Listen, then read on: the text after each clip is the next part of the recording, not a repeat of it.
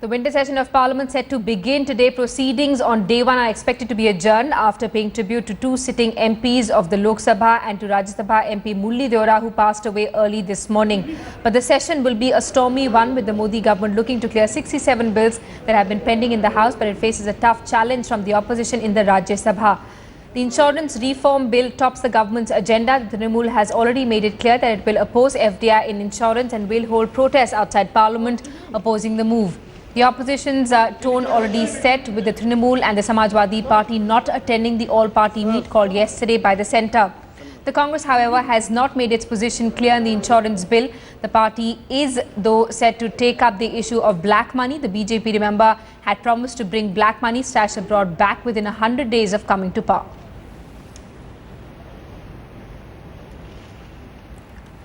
While the NDA has the required numbers in the Lok Sabha, it's the upper house where it faces the real challenge. The strength of the BJP is just 42 in the Rajya Sabha. Headlines today is Ankit Tyagi on how the Congress, Trinamool and other non-NDA parties are converging to make the passage of the Modi government's legislative agenda difficult in the Rajya Sabha.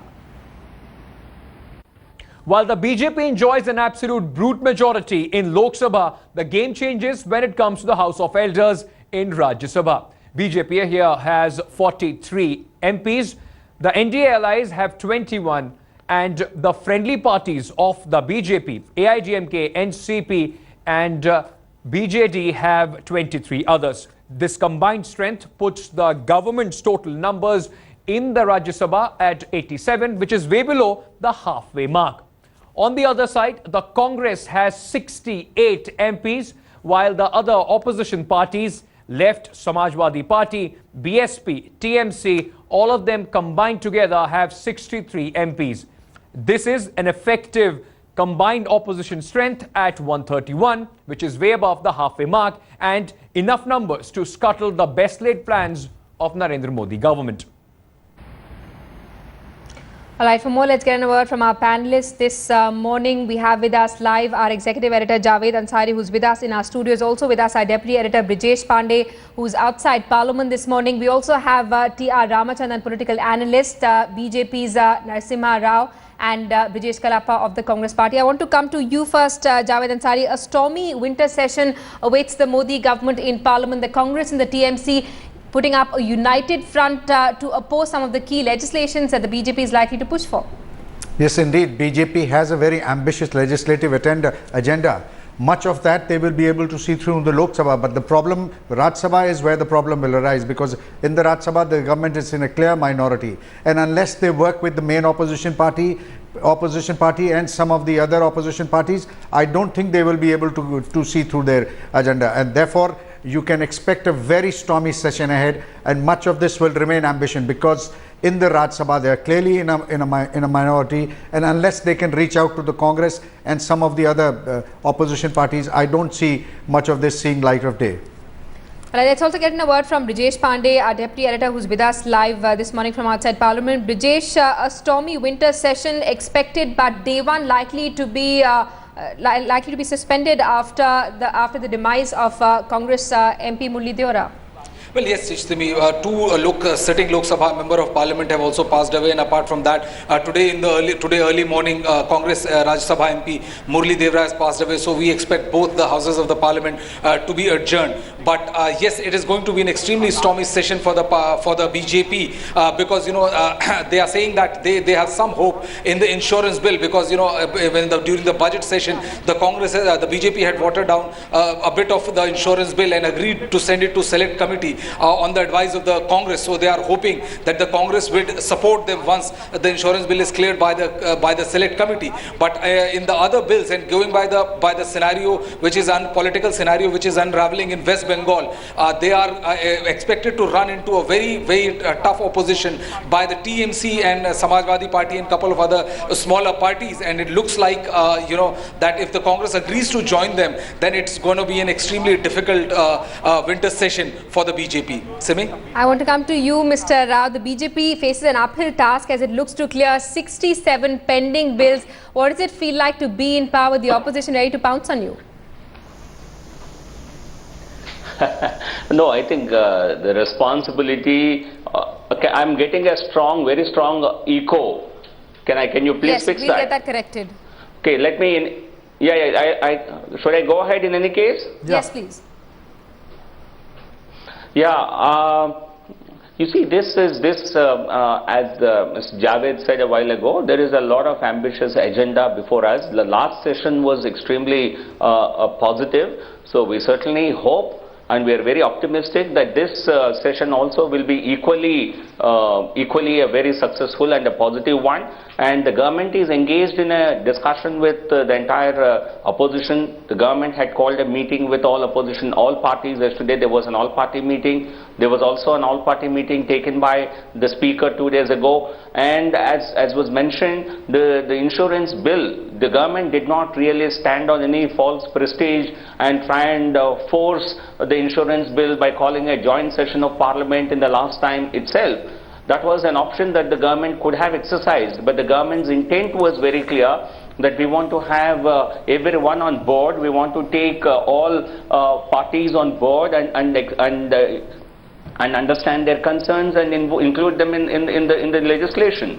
I think that positive spirit of the government will be reciprocated by the opposition, and I think we will have a spate of these bills which are pending will be cleared in this short session of Parliament. Mr. Rao, Mr. Rao, if you can put your earpiece back, is a joint session a clear option, and will you try and ram through this, use your majority in the Lok Sabha, call a joint session and then ram through these bills? You may be able to pass one bill, but how many bills will you pass through a joint session?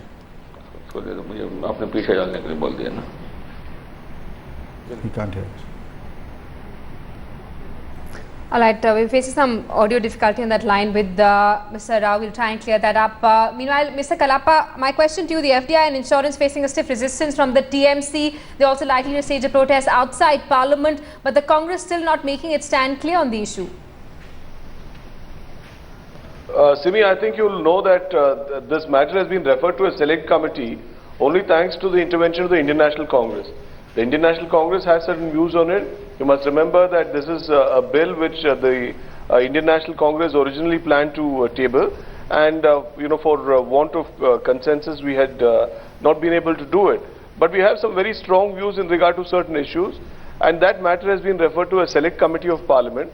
And we expect whenever the report comes, then we're going to react to it. So long as that report is not there, it's unfair to comment on something which doesn't exist. But insofar as what the legislative agenda of the government is concerned, we'd also like to bring up some issues which touch the people at large. The industrial growth has really spluttered, and it is at something like 2% today, 2.8% today, far below the license Raj regime of 5%. So this is something which I think we'll be very concerned about, and we'll mention this.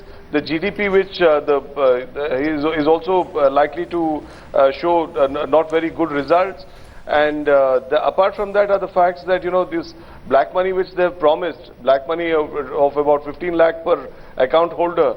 I think the government should take expedient steps to see to it that this amount is quickly put into the accounts of all Indians. So this is something, these are some issues which will flag, but we are very, very careful about what is going to happen with the Land Acquisition Act. If there are any moves to tamper with it, this is something which is a social legislation, something which is a holistic legislation, something which keeps all categories of society within its ambit. So we are very keen to see that nothing in the Land Acquisition Act as originally exists is touched. Besides, of course, the MGA and REGA, which we are also concerned about. We don't want any dilution further on it. All right, let's also get a word from Mr. T.R. Ramachandran, who's with us live this morning. Mr. Ramachandran, lots on the agenda as far as the opposition and the government are concerned. The government looking at pushing forward 67 bills, but the opposition also likely to put up a stiff resistance in the Rajya Sabha. How do you see these dynamics playing out in the month ahead? Well, it's going to be quite interesting. The fact remains that the Congress is still reeling over its defeat in the Lok Sabha elections, and I think it gave the opposition, and particularly the BJP, a taste of its own actions when it was in the opposition by withholding proceedings in the two houses of parliament. The fact remains that the getting some very critical bills passed in Rajya Sabha is a major hurdle for the BJP-led NDA. I think that aspect should not be forgotten. The other thing is that both Mr. Venkaiah Naidu, the Parliamentary Affairs Minister, and the Prime Minister, Mr. Narendra Modi, have constantly said that they're looking forward to the cooperation of the Congress Party, which is the single largest opposition in the Lok Sabha, even though it has its lowest ever tally of 44 members. You see, at the end of the day, the BJP is handicapped by being in a minority, and the minority is not a small minority. The bridge is pretty wide and widening, and the fact that it is difficult for the BJP to, really get to the halfway mark in the Rajya Sabha anytime soon. Therefore, it may be having a very ambitious agenda in terms of the kind of legislation it wants to bring to Parliament, but major opposition parties are opposed to some of the provisions that are there in the insurance bill, as well as the land acquisition, as the spokesperson of the Congress Party just explained. But in the overall analysis, I think there is some agreement on GST. All the states are very keen that the general sales tax be introduced by April 1st, 2016, and therefore the bill connected with it, or the constitutional amendment that needs to be brought forward with regard to GST, I think may be on a footing which is probably that all are agreed, and the states which have certain suspicions about it, I think the government of the day will seek to address it. All right, and Javed Ansari, I want to bring you into this discussion here. At this point, the government facing stiff resistance on several key issues, especially in the Rajya Sabha, but it doesn't have the numbers either.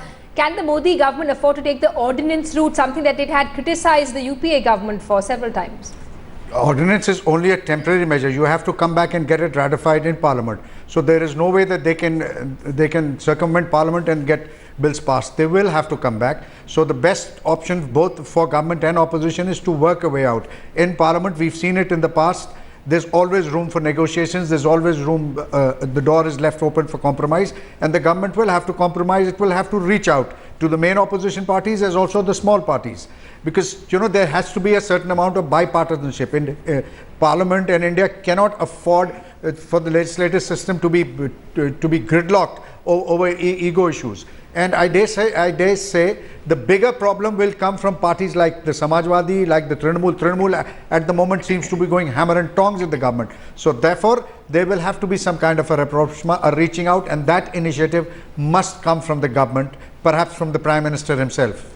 All right, and Mr. Rao, what will the BJP's defense on black money be? Because the entire BJP's campaign ahead of the Lok Sabha elections was based on getting black money back into the country within 100 days of coming to power. How will the BJP defend its failure and its inability to achieve that? I think first of all, let me correct you. That's not the only promise we made. That was not the primary promise we made. Therefore, correct yourself. Promise. It's what that got people to rally behind you. One is that, and also, please read our manifesto. I think before commenting on this, I think we've never stated that we will do it in 100 days. That is what the UPA government said in their UPA 2 manifesto in 2009. In 100 days, we will bring back money back, we will bring inflation under control, and many other promises. No, Mr. Rao, you made a lot of promises. In the run-up to the elections, you made a lot of promises. 100 days. No, you accused the leadership. You said you would be able to bring back 50 lakh crore of money. Where is all that money gone? No, I think it was UPA government which was privy to all the information. And you are making all the charges. It's a project in the works. It's a project in the works. Come on, have a patience to listen.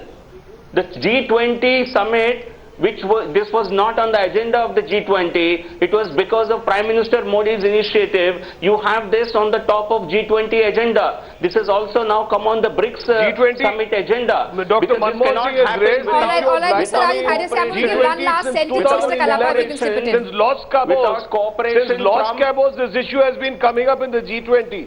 What kind of rubbish are you Brijesh being spoken Kalappa, here? your government did not even form SIT. This is just a glimpse of what we're going to see in the winter session of Parliament. The NDA government getting ready for a stormy session. Thanks so much, Mr. T.R. Ramachandran, GVL Narasimha, Brijesh Kalappa and Javed Ansari for joining us in our studios. Brijesh Pandey, thanks so much for that update. Of course, we're going to keep coming back to you for all the latest on the ground.